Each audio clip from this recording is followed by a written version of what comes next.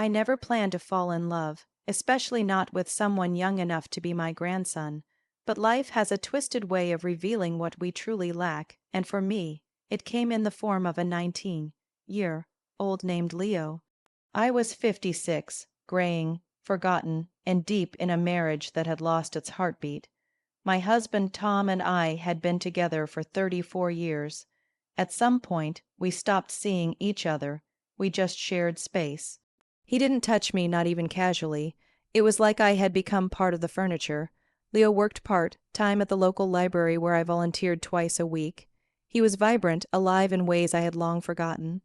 It started with simple conversations about poetry, about how he felt misunderstood by people his age, about how he admired maturity and depth.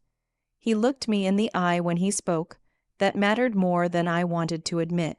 We started meeting for coffee, then drives to quiet spots outside town. I should have known better, but the truth is, I felt alive, wanted, heard. The first time we kissed, I cried afterward, not because I regretted it, but because I didn't.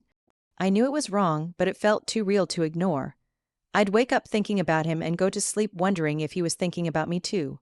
For a year, I lived a double life. At home, I was the dutiful wife and grandmother. But away from it all, I was Clara again. Not Mrs. Johnson, not Nana, just me. He wrote me letters. He took photos of wildflowers because I said I liked them. He made me feel like I mattered again. It all came crashing down when my daughter found one of his letters in my handbag. The confrontation that followed was devastating. My family was horrified. My husband, for the first time in years, cried. I lost my family's trust, some of my friends, and my standing in the community. But I also lost Leo, because when faced with the chaos he ran, and I don't blame him, looking back, I'm not proud of the affair, but I'm not entirely ashamed either. For a brief moment, I remembered what it felt like to be alive. Sometimes infidelity isn't just about sex. It's about seeking something you forgot you needed. I know what I did was wrong, but in that wrongness, I found the most honest parts of myself. Clara had been married for over 3 decades, and somewhere along that long, uneventful road, she had stopped being a woman in her own story. At 56, she wasn't exactly unhappy, just invisible. Her husband, Tom, was a good man by society's standards, hardworking, never abusive, never unfaithful as far as she knew. But somewhere between raising 2 children, paying mortgages, and navigating the quiet demands of middle-class life, Tom had grown emotionally distant. He stopped asking about her day, stopped looking her in the eye, stopped noticing her entirely. Their conversations, if any, were reduced to reminders about bills or grocery lists. Their physical intimacy had dwindled over the years until it became non-existent, replaced by routine bedtime rituals that had nothing to do with touch or tenderness. The house they had built together was still full of photographs, laughter from visiting grandchildren, and memories layered on every surface, but for Clara, it was like living in a museum. Everything preserved, yet lifeless. She often caught herself staring at the dinner table where they once held hands or laughed over silly jokes. Now, meals were eaten in silence, the television filling the air with voices that weren't their own. The lack of emotional connection wasn't sudden. It had crept in slowly, quietly, until it became normal. She hadn't even realized how lonely she was until one day, while folding laundry, she began to cry over a missing sock. Not because of the sock, but because it was the first time in months she had felt anything at all. There were times when Clara would try to bring Tom back into the fold of intimacy. Not sexually, just emotionally. She'd ask him how he was feeling or bring up things they used to love, like gardening or old movies. His responses were often distracted or dismissive. He seemed tired of everything, including her, and in those moments, Clara began to feel like she was slowly disappearing. Her self-worth, once anchored in being a mother and a wife, began to unravel. The children were grown, living far away with lives of their own. Her role had shifted from caregiver to afterthought. For years, Clara told herself this was just the natural course of a long marriage. That passion faded. That silence was simply comfort in disguise. But the ache in her chest whenever she watched a couple holding hands in the park said otherwise. She longed to be touched, not just physically but emotionally, to be asked how she was really doing, to have someone look at her with genuine interest. She missed being someone's person, someone's desire, someone's companion. Volunteering at the local library had been her attempt to find purpose again. Books were old friends, and the quiet structure of shelving and organizing brought her a sense of calm. It was there she met Leo. At first, he was just a polite young man, someone she assumed would ignore her like most did. But he didn't. He asked questions, real ones, about what she liked to read, about her views on the world, about her favorite authors. He listened, he remembered what she said, and with every shared conversation, something dormant inside Clara began to stir. It wasn't lust, not at first. It was recognition. He saw her, not as a senior volunteer or someone's grandmother, but as a woman with thoughts, opinions, and presence. She began dressing more thoughtfully before going to the library, choosing earrings she hadn't worn in years or spritzing perfume that had gathered dust. Not for him, but for herself, because she finally felt seen again. And in that small act of reclaiming her identity, Clara realized how emotionally starved she had been. Her marriage had become a prison of politeness, void of passion or emotional nourishment. Every smile from Leo, every thoughtful conversation, was like water to her parched soul. She wasn't looking to cheat. She was looking to feel again. Clara's descent into infidelity didn't come from impulsive lust. It came from the slow, agonizing erosion of emotional connection in her marriage. When she looked back at it all, she didn't justify the betrayal, but she understood its root.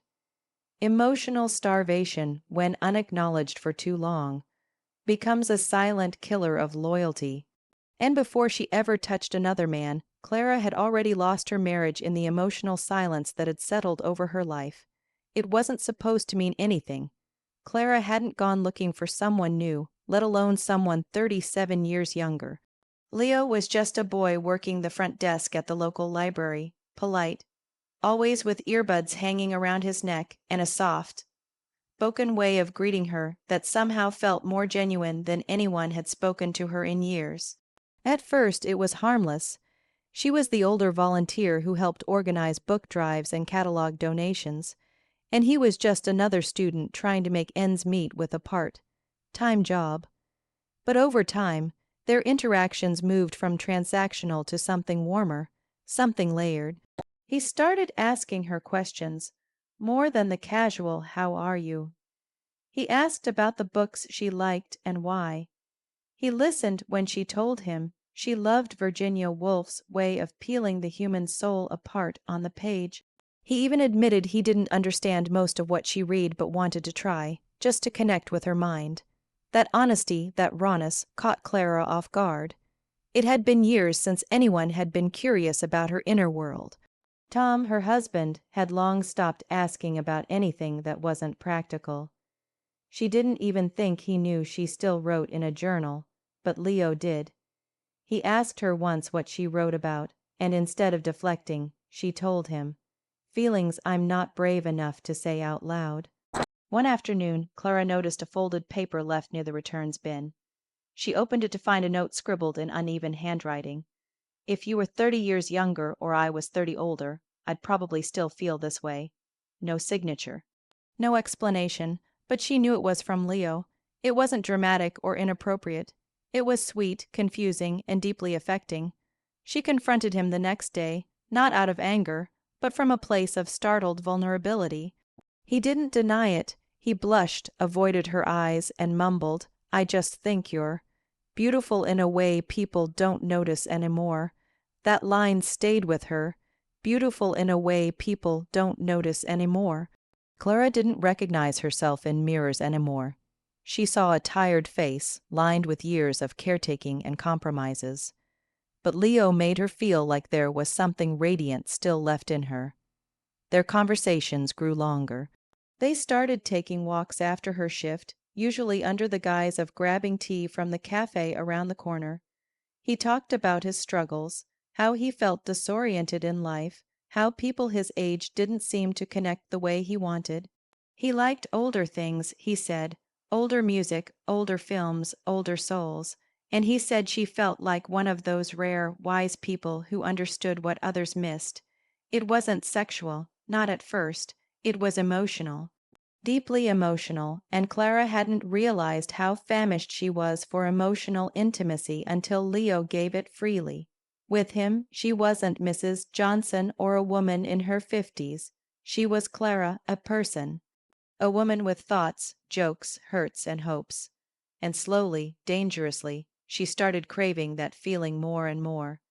She caught herself writing him notes at night, quotes from books, lines of poetry, even short thoughts she had during her walks.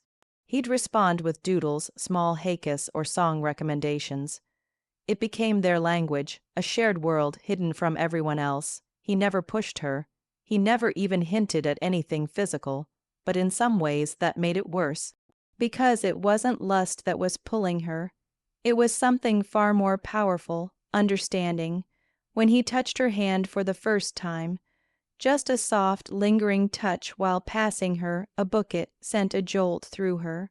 She didn't flinch, she didn't pull away. Instead, she looked at him, and in his eyes she saw everything she had missed: attention, care, and a kind of hunger that wasn't about age or bodies. It was about being seen. He didn't see her wrinkles, he saw her essence, and that terrified her, because it was no longer a crush or a passing compliment. It was real, and it was mutual. The emotional connection they shared began to eclipse every part of Clara's daily life. She found herself thinking about Leo while cooking dinner, smiling to herself at odd times, even feeling nervous before going to the library. Her body was still in her marriage, but her emotions had already defected. It was the most dangerous kind of affair, the one that starts in the heart long before it ever touches the skin.